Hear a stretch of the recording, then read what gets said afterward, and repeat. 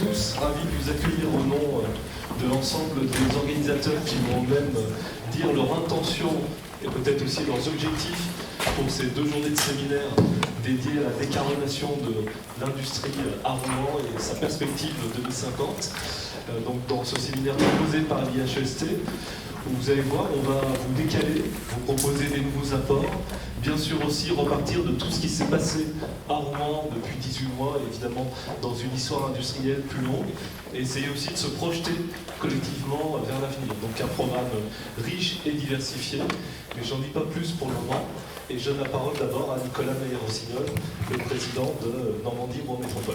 Merci beaucoup Christophe, bonjour à toutes et tous. Alors je ne peux pas vous saluer chacune et chacun en vos grades et qualités comme on dit. Je voudrais juste remercier l'Institut des hautes études pour la science et la technologie d'être aujourd'hui avec nous, enfin pas qu'aujourd'hui, mais pour l'ensemble de ce séminaire. Saluer aussi les collègues et services des villes, des communes, des autres territoires qui sont présents. Alors je ne vais pas tous les citer non plus, mais tout à l'heure j'ai eu le plaisir de dire bonjour à des amis de Dunkerque, des amis qui sont là, voilà. Des amis de Lyon aussi, je les ai vus, je suis sûr, voilà, et ils sont présents aussi. Je le dis en aparté, je peux le dire au micro, évidemment qu'on ne le dira jamais publiquement, mais il arrive que Rouen s'inspire de ce qui se fait de mieux ailleurs. Voilà, je le dis quand même. Et donc on a toujours beaucoup de plaisir à accueillir des collègues d'autres territoires, parce que c'est quand même aussi intéressant de voir les réussites et aussi les échecs, parce qu'il y en a, et d'apprendre des uns et des autres. Dire peut-être aussi pour Madame la Directrice que c'est très important pour nous cette compréhension du lien entre la science, la technologie, l'environnement, le territoire et l'humain. Je dis ça parce que Rouen, je ne sais pas si tout le monde connaît le territoire métropolitain ici, mais la métropole rouennaise est un territoire qui, pour plein de raisons sur lesquelles je ne vais pas revenir, a plutôt subi l'aménagement de son territoire.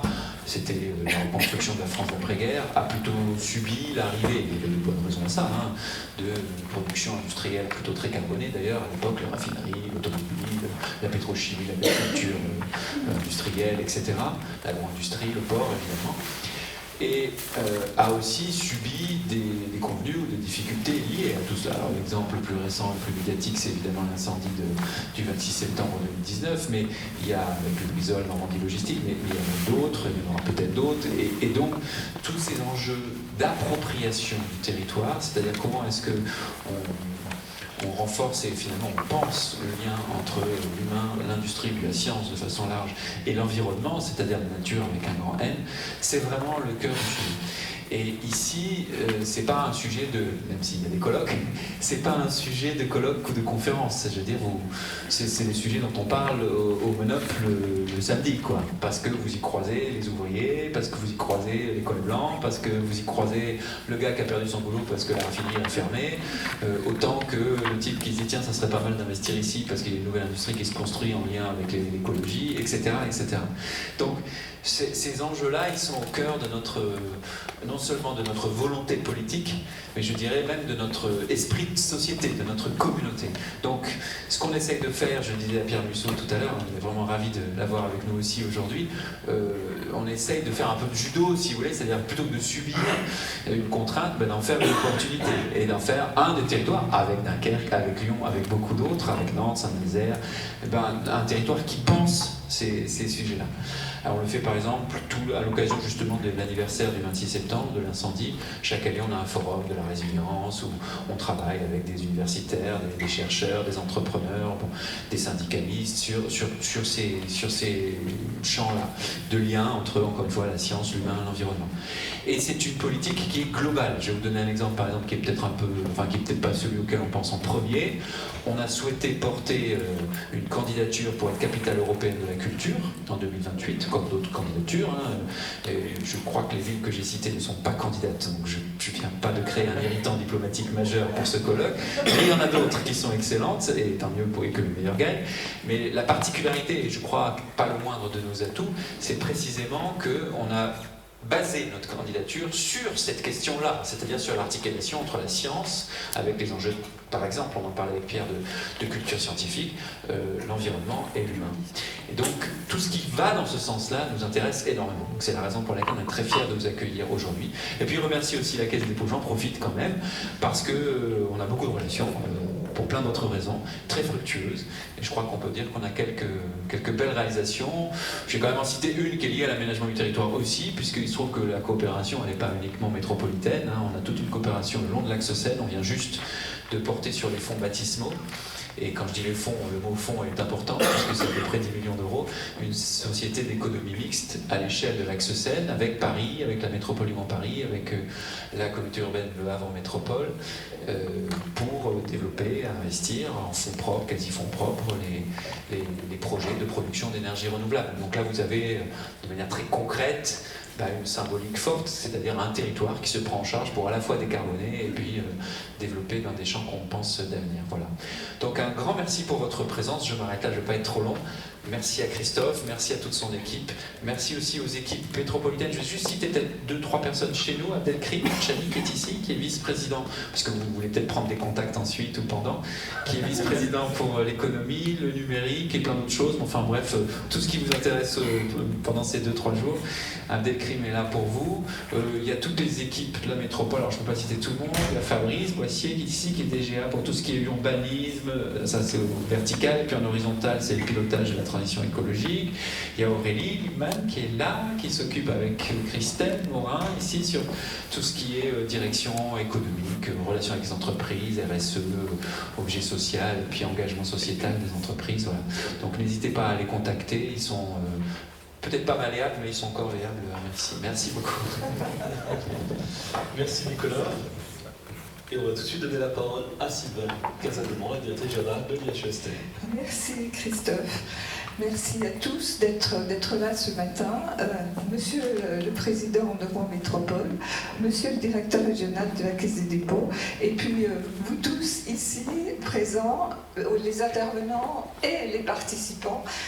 Bonjour et je vous souhaite un excellent séminaire. Je vais évidemment commencer par dire 2 mots sur l'IHEST parce qu'on en a parlé, je ne suis pas sûre qu'il soit connu de tous. Alors je vais dire en 2 mots que nous sommes un institut public, sous tutelle du ministère de l'Enseignement supérieur et de la Recherche, donc on est entièrement public, donc subventionné par l'État pour une mission qui est comment rapprocher, comment faire l'intermédiation, je crois que c'est le meilleur terme, entre les sciences et la société, et de façon plus précise, parmi la société, les décideurs ou les personnes qui sont en charge d'appuyer ou de préparer les décisions et l'apport des recherches scientifiques qui peuvent effectivement éclairer ces prises de décision. Et c'est là-dessus que l'IHEST se positionne. Comment la science peut-elle éclairer la préparation et la prise de décision, que ce soit d'ailleurs la prise de décision des pouvoirs publics que vous êtes à la métropole ou des chefs d'entreprise, puisque nous avons aussi parmi nos cibles les responsables des entreprises privées. Pour assumer notre mission, nous avons 2 grands secteurs d'activité. Le premier, c'est une formation, donc nous formons les décideurs chaque année, une promotion d'une 40 à 50 personnes de toute origine socio-professionnelle. Et ceci, c'est l'État qui nous finance pour ceci, et puis un petit peu aussi les participants. Et la deuxième activité, c'est une activité avec les territoires, et cette activité est financée par la Banque des territoires, Caisse des dépôts, donc ça fait partie de ce qu'on appelle nos ressources propres. Je remercie la Caisse en votre personne. Et ce n'est pas seulement un subventionnement, c'est vraiment un partenariat. On a vraiment un projet avec la Caisse des dépôts d'aider à la fois les territoires et la Caisse à faire avancer un certain nombre de sujets à enjeu. Voilà, alors comment est-ce que nous avons travaillé sur cette université territoriale ou sur ce séminaire territorial? Nous en faisons avec d'autres régions métropoles, mais un chaque année. Donc cette année, c'est moi. On travaille toujours sur des sujets qui sont à enjeux sociétaux. Et depuis 4 ans, les sujets à enjeux sociétaux, c'est la transition écologique.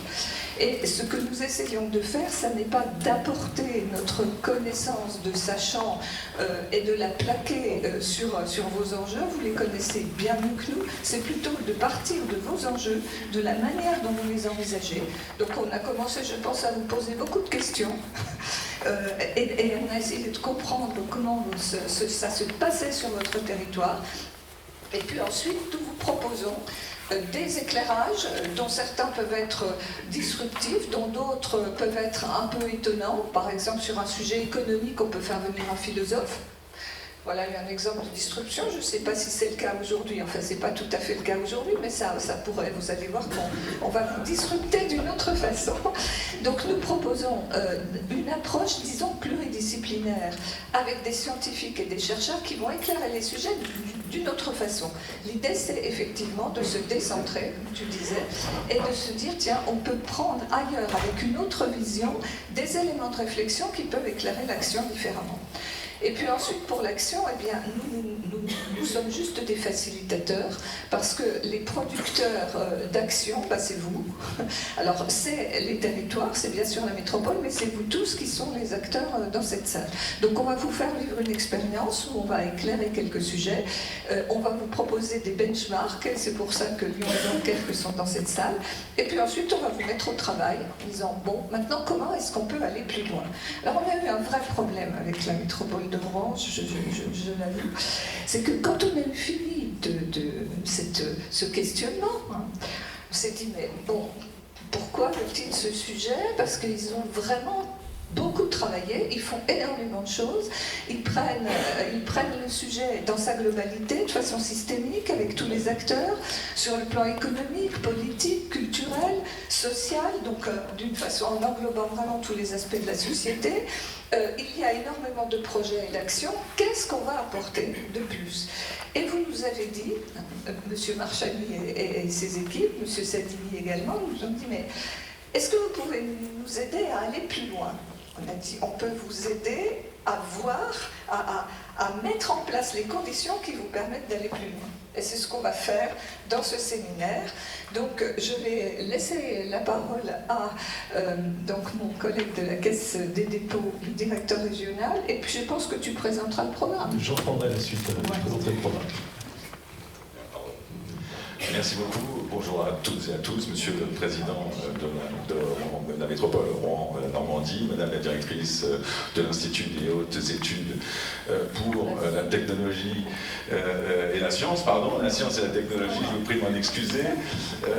Moi alors j'avoue qu'au-delà d'être ravi, je suis très fier d'être aujourd'hui à vos côtés, et aussi bien sûr pour l'ouverture de ces deux journées, durant lesquelles en fait tant de sachants et d'experts vont brainstormer, s'exprimer de tous horizons en réalité, et je trouve vraiment cette démarche, très belle et très bonne. Enfin, moi je suis un technicien, un financier, je vous avoue, et donc je regarde avec beaucoup d'admiration cette capacité de pouvoir embarquer des gens d'horizons très divers pour justement parvenir à réfléchir autour d'une thématique qui est là en l'occurrence à arriver à ce zéro carbone à l'horizon 2050, qui est, quoi qu'il en soit, un vrai défi, même si c'est vrai que l'histoire de Rouen, la présence d'industriels, et puis cette histoire récente que rappelait le Président, a finalement aidé à effectivement